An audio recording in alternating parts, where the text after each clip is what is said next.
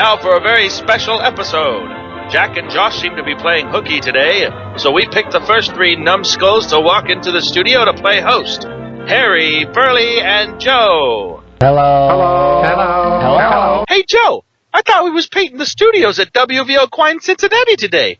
Why are we talking into a bunch of microphones? Quiet, soft brain. I scrounged up an even better gig. I figured the three of us can host some Who's It podcast as well as the next poor saps. Is that why you had me chloroform those two innocent guys? Speak louder, fuzzhead. I don't think Africa could hear you. As long as you two geniuses don't screw this up, we'll be walking out of here with 50 big ones each. Yeah, but I don't want to earn no money if it ain't done honestly. Chloroforming? Gosh, my personal code of ethics is pretty strict on this one, Joe. Your personal code, or was it, is whatever I say it is. Yeah. Hey, watch it. You want to make old Burly go blind? Oh, you want some too, do ya? Alright, fine. We'll do it your way, big bully. I guess the next thing we gotta do is introduce the show to our listeners. Hello, folks, and welcome to What's Happening Now.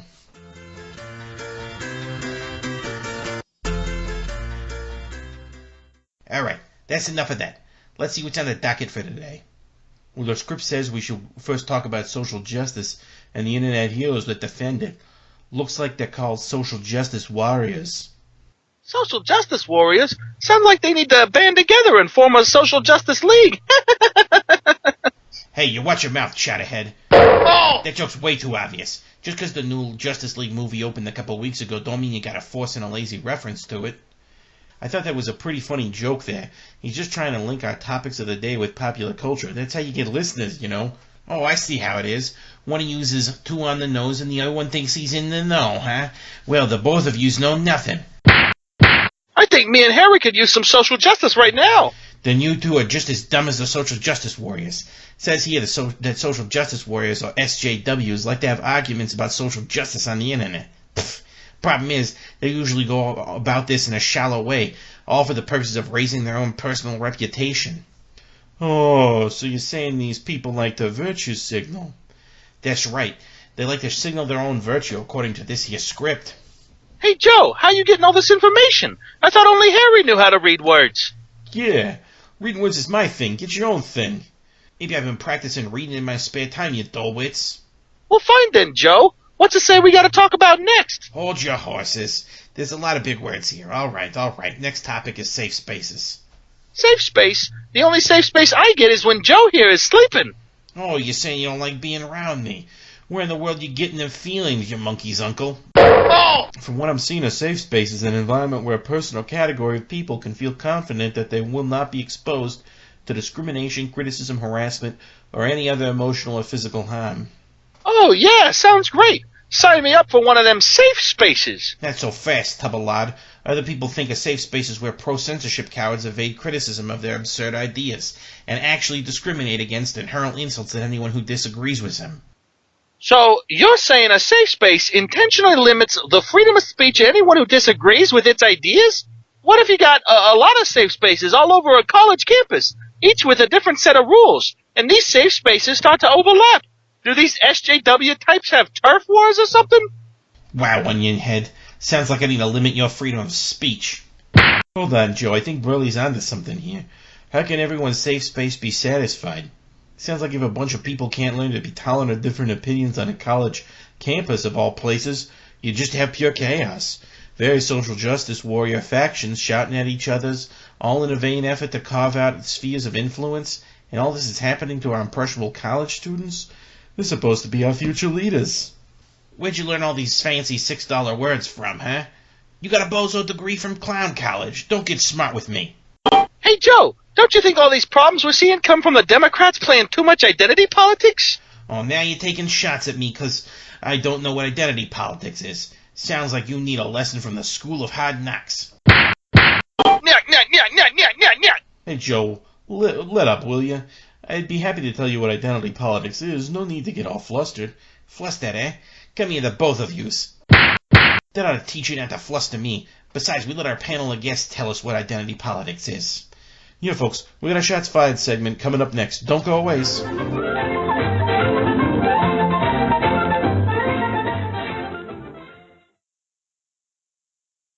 Coming soon to W.V.O. Quine Cincinnati Studios, it's Desmond Flom presents Destiny of Desire.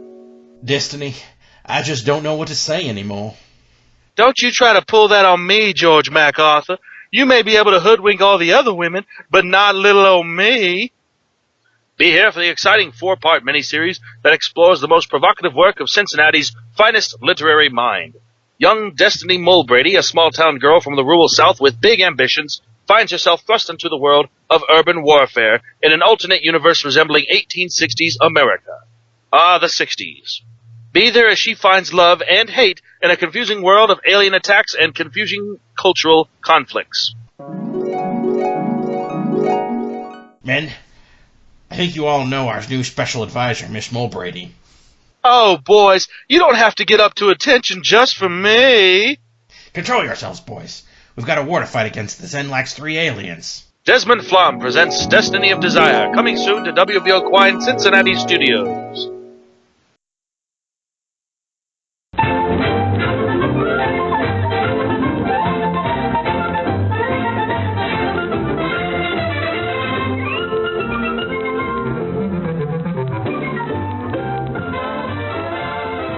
Hey folks, glad you're back. And guys, I think I'm gonna get me some of that itch cream. Itch cream? That commercial wasn't about no itch cream. Who says it was? I've got itch cream on the mind. Too bad your mind ain't got room for anything else. Anyways, lame brains, let's load up the cannons for our shots fired segment. The first guest is a real banana head. Let's say hello to Dr. Simon Kellogg. Hello, thanks for having me. The next spaz is a reporter from the Washington Hourly Review, Mr. Grant Lautner. Good to be here, Joe. This guy here is a real good-looking fella for an ugly man. Say hello to the New York Times blogger Paulo Manfredi. Hey, good to be here. You work for the New York Times as a blogger? What? No. I blog about the Times. That's a job? Yeah, it's part of how people are consuming media now. You have to go online and read reviews of our political commentary because discourse has become so polarized. Yeah, but who reads blogs anymore? Well, I do, for one. I read Mr. Manfredi's blog regularly. Oh, thank you, Grant. I'm a big fan of your work, too. Washington is an exciting place, and lots of stuff is happening now, constantly. That's why we update hourly. You never know what's going on this exact hour in Washington, so you need to get regular updates on what your opinion should be in case you're ever asked a question. I would appreciate it if we moved on past the stage of humble brags and got to some serious questions here. Alright, let me ask you guys about what you thinks about this phenomena of social justice warrioring that's been going on in this country. Hey, you numbskull, I asked the questions around here. Yeah, okay, go ahead. Alright, what do you guys think about all this various crusades for social justice by these warriors that's going on? That is an excellent question, and one that can't really be answered with a particularly snippy comment. The issue is really complicated because the various social justice crusades of this time period are quite varied, with issues from race relations, sexual identity, to workplace harassment being particularly commonplace. Quite right, but I would like to add that it's really the ubiquitous nature of modern communication mediums that allow for the rapid development of demonstrations in support for the various causes.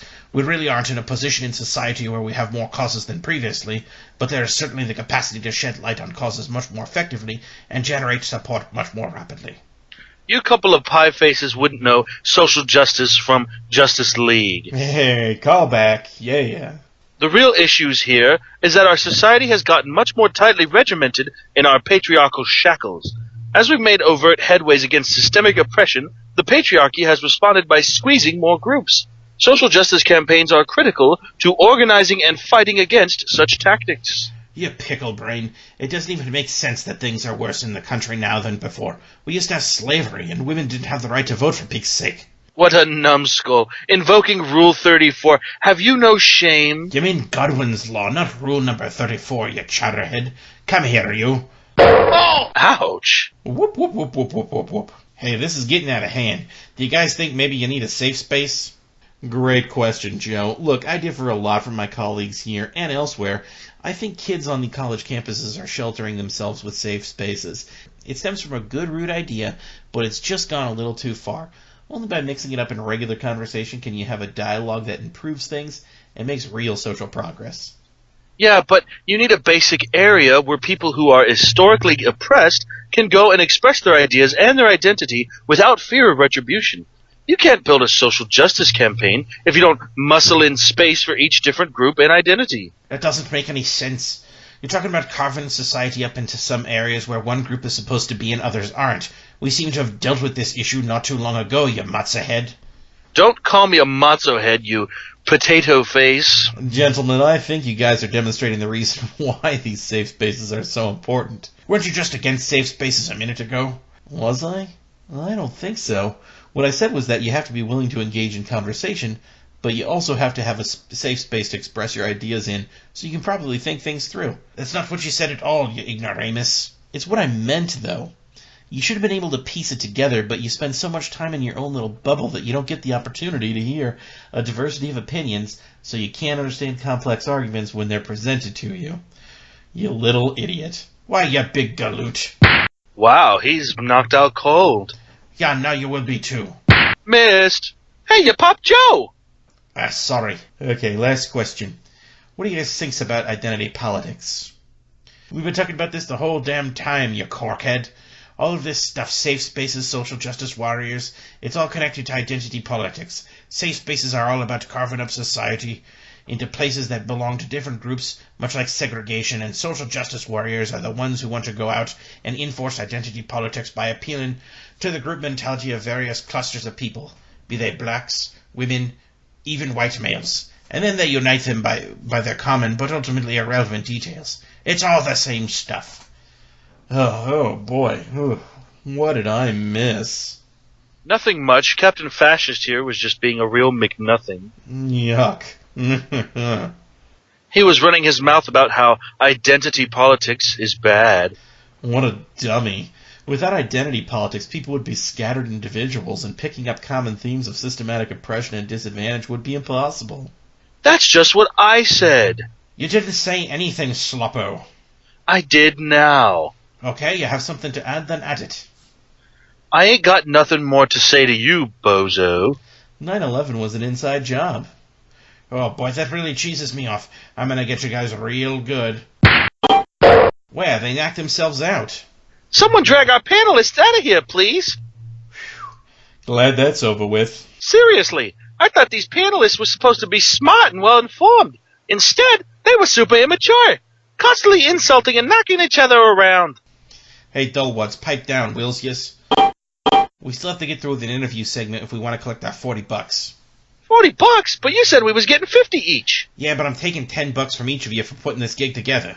Hey, I'm the one that chloroformed those two guys, and dragging them to that closet was no small feat. They were heavy, especially that big fat one. And you're getting $30 for your hard work. Let's get on to this interview segment, folks. After this message. And now, from the news desk at W.V.O. Quine Studios in Cincinnati, it's a WHN Special News Bulletin. Hello, folks. I'm Kent Newsman, reporting for W.V.O. Quine Studios. The United Nations Special Research Council reported findings today on the effects of hostile words against particular populations. The Council's findings suggest that while hostile words have a tendency to make people feel bad from time to time, they indeed still are not as powerful as sticks and stones. This was discovered by a controlled study where one group of participants was insulted with crude, racist, and sexist barbs for 45 minutes, while the other groups were either pelted with stones or beaten with sticks. 100% of the groups that were insulted survived, whereas 0% of the groups pelted with stones and beaten with sticks survived. While these tests are hardly conclusive, they do shed some serious doubt that words are just as powerful as weapons. In other news, the world's largest grilled cheese sandwich was made in Kenosha, Wisconsin this week. Measuring at 35 feet long, 28 feet wide, and 9 feet thick, the sandwich served as a mid-afternoon snack for recently retired lumberjack Paul Bunyan. Why the grilled cheese sandwich is the lead story and not that a giant lumberjack retired, I do not know. From across the pond, scientists in Britain announced the discovery of a new principle of mathematics known as the clown paradox. The paradox, formulated by Cambridge physicists and mathematicians, states that the more ridiculous something is, the more of it you can cram into anything. This has been a WHN Special News Bulletin. I am Kent Newsman, signing off.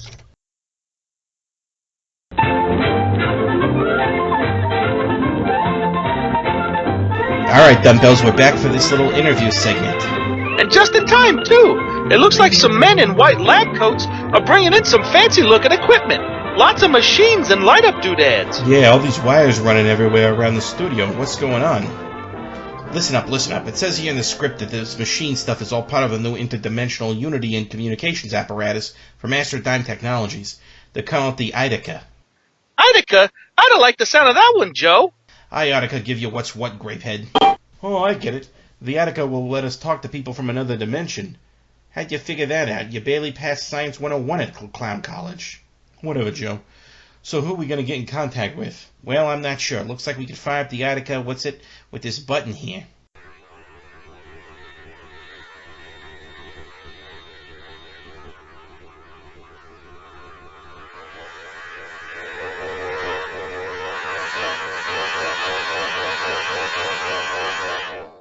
Hey, look, it's working. And I think I see some guys on the other side. There's 3 of them. Hey, wait a second. Those 3 Stooges on the other side look just like us. Holy Moses, Burly, you're right. And look, they just fell into the studio. Who the hell are you guys? Don't get short with me, Pally. The name's Mo. Yeah, and I'm Larry. Nice to meet you. I'm Curly. Boy, Mo, these guys look just like us. Watch yourself, numbskull. Let me do the observing here.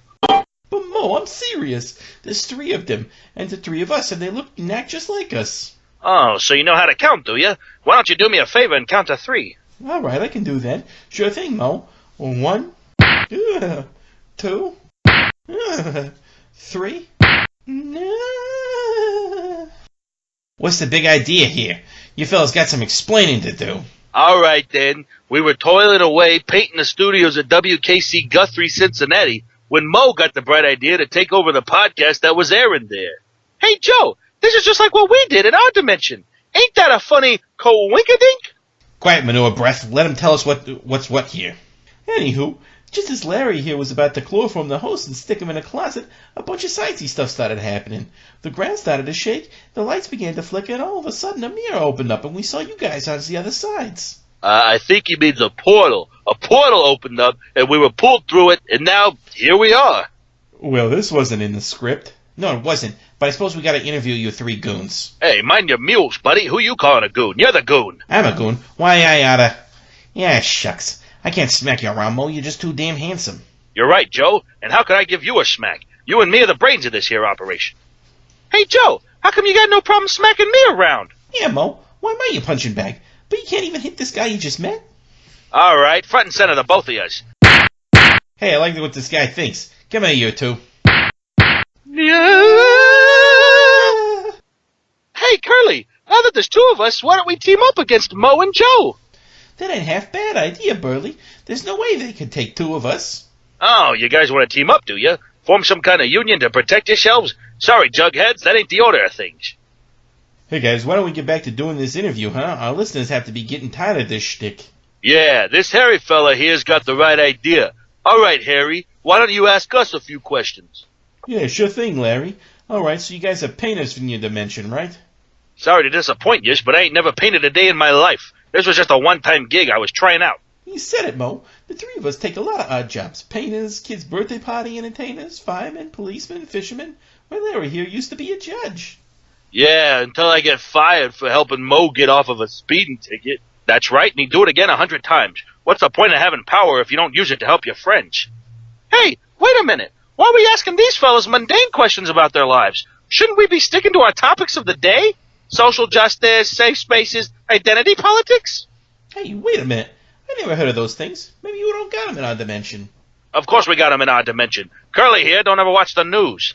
The news is too depressing. All I ever see on the news are sad stories like dictators who control their people with physical force. Physical force, eh? Yeah, sure. We got safe spaces and identity politics in our dimension, same as yours. Well, what do you guys think about them? I don't give 2 piles of dung either way. You want your safe spaces, you can have them. Just don't tell me what I can and can't say. Hold on, Mo. That's the whole thing we're talking about here. If you was in a safe space, you wouldn't be allowed to speak your mind if it disagreed with the safe space's rules. Well, maybe you shouldn't be speaking your mind so much, Burly. Hey, Joe, you gotta keep your guys in line here. Sorry about that, Mo. Hey, Burly, why don't you take a long walk of a short plank? Hey, Joe, Why don't you buzz off? Buzz off, huh? Why don't you take a long buzz off a short beehive? Hey, guys, I hate to be a buzzkill, but Curly Moe and I gotta get back. Mr. Ditka told us we had to have the entire studio painted by this afternoon. Mr. Ditka can just shit on it, but we gotta get back if we're gonna chloroform those guys and take over their podcast. Hey, you three, thanks for coming by.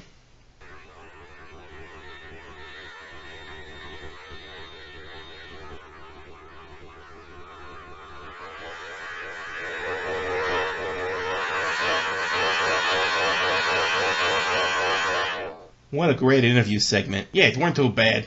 Those are some real strapping gents. Maybe next time we can go visit them in their dimension. You know what, Burly? That's the first smart guy thing you said today. Anyways, folks, why don't you take a listen to this message?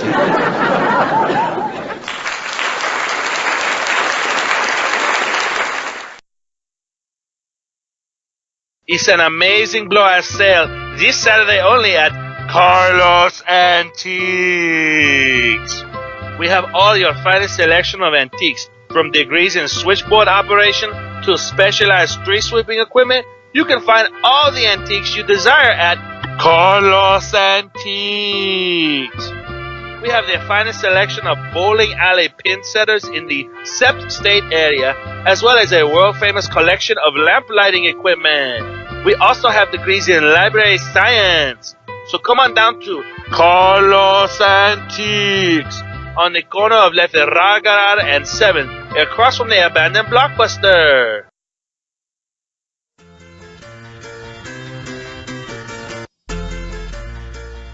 Alright, guys, I think it's time we wrap up this escapade.